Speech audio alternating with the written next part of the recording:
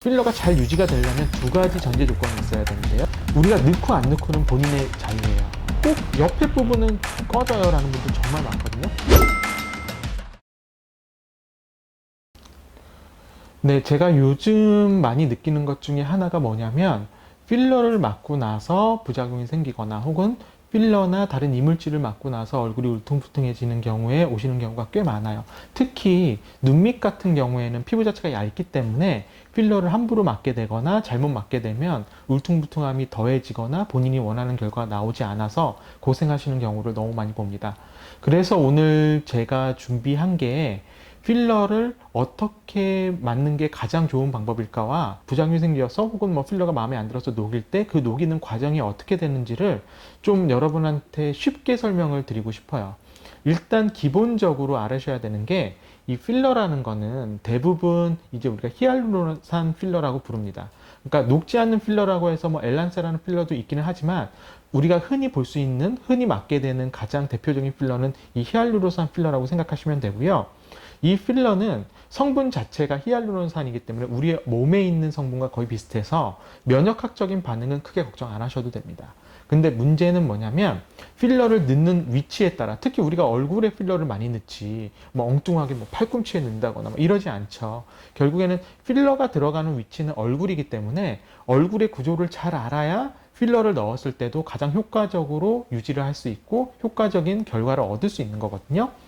자, 여기 보시면 제가 필러를 요 이마 쪽에 이렇게 놔볼게요. 이렇게 투명하게 젤리처럼 생긴 게 보일 거예요. 이게 필러입니다. 근데 자, 우리가 필러를 놓을 때 꼭 기억을 하셔야 되는 게 우리 얼굴에는 뼈가 있고요. 그리고 그 위에는 정말 수많은 근육들이 있습니다. 그래서 우리가 뭐 웃거나 뭐 입을 내리거나 심지어 우리는 계속 먹죠. 그러면 근육들이 계속 움직일 수밖에 없겠죠. 자, 필러가 예를 들어서 이런 뼈가 아니라 이 근육 위에 들어가면서 근육이 계속 움직이게 되면 필러는 녹게 됩니다. 그러니까 필러가 잘 유지가 되려면 두 가지 전제 조건이 있어야 되는데요. 첫 번째는 바로 뼈가 받쳐주는 이런 밑에 받쳐주는 정확한 구조가 있어야 된다는 것. 그 다음에 두 번째는 근육처럼 많이 움직이는 부위. 그러니까 그런 경험 많이 해보실 거예요. 이마에 넣는데 가운데 부분은 계속 볼록하게 잘 유지가 되는데 꼭 옆에 부분은 꺼져요 라는 분들 정말 많거든요. 왜냐하면 이 눈썹 위에 있는 근육은 계속 눈썹으로 움직이기 때문에 이 가운데 부분은 상대적으로 근육이 없거든요. 근데 이 바깥쪽 부분은 근육이 있기 때문에 가운데 부분에 넣은 필러는 잘 유지가 되고 바깥에 넣은 필러는 계속 움직이니까 없어지게 되는 거죠. 그래서 두 가지 전제 조건을 꼭 기억을 하셔야 됩니다. 내 얼굴의 뼈 부분에 혹은 내 얼굴에 잘 받쳐주는 부분에 필러가 들어가느냐. 그 다음에 근육이 많이 움직이지 않는 그런 부분에 필러가 들어가느냐. 자, 그러면 우리가 예를 들어 눈밑이라 그러면 눈밑은 이렇게 좀 구멍이 뚫렸죠. 여기가 우리가 이제 안구라고 해서 눈알이 들어가 있는 공간이거든요. 근데 이제 눈 밑에 블루캄이나 아니면 눈 밑에 다크서클이나 이런 게 생기는 위치가 대부분 어디냐면 바로 이 부분입니다. 이 부분. 그러니까 빈 공간이죠. 그럼 여기에 필러를 넣을 수 있느냐? 자, 이렇게 필러를 넣으면 그냥 빈 공간에 넣으니까 다 밑으로 떨어지던지 다 녹게 되겠죠. 그래서 결국에 필러가 눈 밑에 들어갈 수 있는 위치는 요 코 바로 옆에 있는 요 부분이라고 보시면 되고요. 그래서 눈 밑에 필러를 넣고 나면 어떤 현상들 때문에 많이 찾아오냐면 넣고 났더니 눈 밑은 더 꺼져 보이고 상대적으로 그 아랫부분은 더 불룩해 보인다. 근데 이거는 얼굴의 뼈의 구조만 잘 이해해도 충분히 알 수 있는 그런 현상입니다. 저는 개인적으로 필러를 넣을 때 가장 좋아하는 위치는 사실은 턱 끝하고요. 그 다음에 이마 쪽이에요. 왜냐면 턱 끝 같은 경우에는 여기서 보시다시피 뼈가 정확히 받쳐주고요. 그리고 턱에 넣을 때는 근육 쪽에 넣는 게 절대 아닙니다. 특히 이런 피부나 이런 쪽에 넣는 게 아니라 뼈 바로 위에 넣어주게 되거든요. 그럼 이렇게 뼈 바로 위에 넣어주게 돼서 이제 좀 더 V라인으로 좀 더 앞으로 튀어나오게 그렇게 만들어주는 거지. 만약에 이 필러가 이 뼈 부분이 아니라 그 윗부분이나 이런 피부 쪽 가까이에 붙게 되면 상대적으로 주걱턱처럼 턱이 내려오게 될 수 있거든요. 그래서 턱 부위는 제가 좋아하는 부위 중에는 하나예요. 그래서 우리가 이마 부분이나 턱 부위는 이제 받쳐주는 구조가 있기 때문에 상대적으로 필러 자체가 잘 유지가 되는 거고요. 대신에 이제 팔자나 옆볼은 계속 움직이죠. 특히 근육 자체들이 많기 때문에 팔자나 옆볼 쪽은 필러 자체가 잘 유지가 되지 않는 경우가 꽤 많습니다. 제 환자들을 딱 보면 대부분 두 분류로 나뉘어요. 그러니까 첫 번째는 필러를 넣는데 모양이 마음에 들지 않는다. 그 다음에 두 번째는 나는 주기적으로 계속 이 부위에는 필러를 넣고 있는데 점점 갈수록 유지가 안 된다. 바로 그 부분인데요. 첫 번째 모양이 마음에 안 들면 그건 녹이던지 혹은 뭐 다시 볼륨을 넣던지 해서 모양을 맞춰야겠죠. 그런데 계속 꺼지는 부위가 있어서 여기를 계속 넣고 있다. 이런 분들에 대해서는 제가 꼭 말씀드리고 싶은 게 있어요. 대부분 그 부위는 어디냐면 광대 아래쪽에 옆볼이라는 부위입니다. 바로 이 옆볼 부위는 두 가지를 명심하셔야 되는데요. 첫 번째는 이 뼈에서도 보면 알겠지만 이 옆볼은 관골이라고 해서 이 광대뼈 바로 아래쪽으로 뼈가 없어요.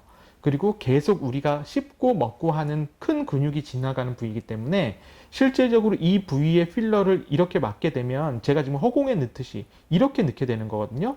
그러면 이게 아무리 넣어도 결국에는 떨어지게 되죠. 그러니까 받쳐주는 구조가 없으니까 당연히 이 부위는 빨리 꺼질 수밖에 없습니다.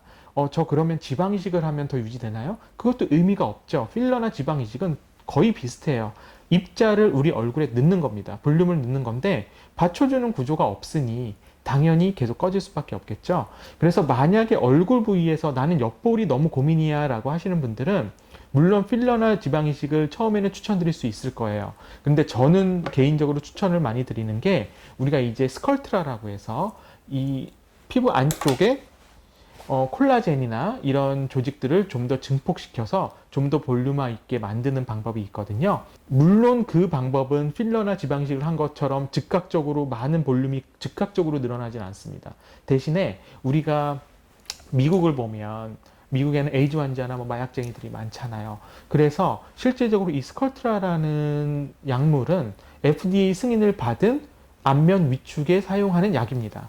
그래서 이 옆볼이나 이런 부위 같은 경우에는 만약에 계속 고민이 되는 면이 있다면 저는 좀 더 스컬트라 같은 물질을 좀 더 추천을 드리고요. 뭐 그거에 더해서 사실은 여러 가지 부위가 있을 수는 있지만 일단 기본적으로 필러를 넣기에는 별로 좋은 위치가 아니다. 저는 그렇게 말씀을 드리고 싶어요. 그리고 두 번째 위치는 팔자예요. 요즘 팔자 때문에 너무나 말이 많은 것 같은데 그냥 제 생각을 솔직하게 말씀을 드릴게요.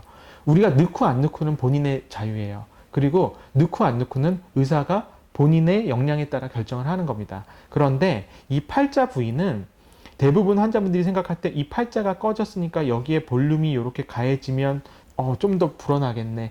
그거는 맞아요. 그런데 제가 아까도 설명드렸지만 우리가 근육, 그 다음에 뼈 이런 거를 잘 고려를 해서 필러를 넣어야 된다 그랬잖아요. 근데 이 팔자 부위는 굉장히 특이한 구조예요. 그러니까 우리가 팔자 주름이라고는 하지만 일종의 고랑입니다. 그 뜻이 뭐냐면 이 팔자에는 얼굴이 무너지지 않게 해주는 인대라는 구조들이 있는데 그 인대라는 구조가 이제 대표적인 게 광골, 그러니까 이 광대뼈 쪽에 있는 인대가 있고요. 그래서 보통 광대 수술하고 나서 처진다는 게 그 인대가 늘어나면서 처지는 거거든요. 팔자 부분에도 그렇게 아래쪽 부분을 막아주는 인대 부분이 존재를 해요. 그러니까 그 인대 부분이 타이트하게 뼈랑 피부를 잇는 인대 부분이 타이트하게 잡아당기고 있으니까 상대적으로 이렇게 볼륨을 넣어도 올라오는 것 자체가 다른 부위보다는 덜할 수 있다는 거죠. 그러니까 두 가지죠. 일단 생리학적으로 우리 얼굴에서 팔자 부분은 뼈 부분으로 받쳐주는 구조긴 하지만 근육이나 인대 부분들이 워낙 많이 작용을 하는 부위이기 때문에 유지기간 자체는 다른 부위에 비해서는 좀 더 떨어질 수 있다. 가장 자연스럽게 티나지 않게 효과적으로 얼굴 형태를 바꿀 수 있는 장비이기 때문입니다. 나의 하드웨어 자체가 받쳐줘야 소프트웨어적으로 뭔가 수술이나 시술이 들어가도